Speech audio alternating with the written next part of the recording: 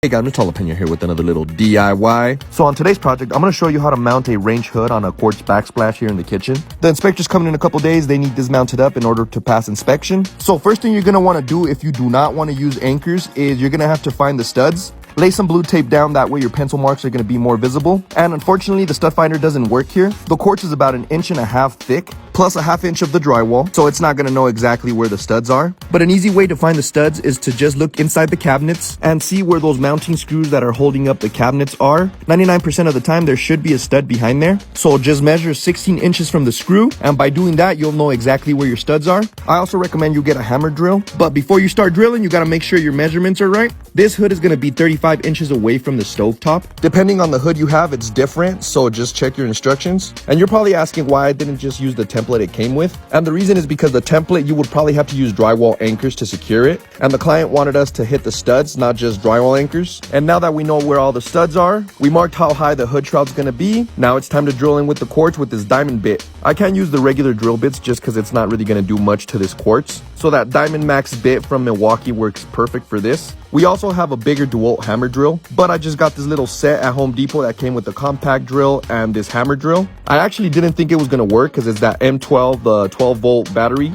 but it did work. And so this 1x2 is actually going to support all the weight of the hood shroud. So that's why we're making sure it's hitting all the studs. We just had to make a little notch there for the electrical. And we're going to use 4-inch screws to secure it to the studs. That way that 1x2 board is going to be super strong. And now we could just go ahead and lay that hood shroud on top of that board. Just make sure to not forget the electrical. And see, look, now we're screwing the hood shroud to that little 1x2 board. Remember, that 1x2 board is hitting all the studs, so there's no way that's going to fall down. Now we just got to make it look a little bit more presentable. I'm not going to do the vent at the top. They're going to call an HVAC guy to come and do that. Just make sure you test everything out, the lights, the fan, everything's working properly.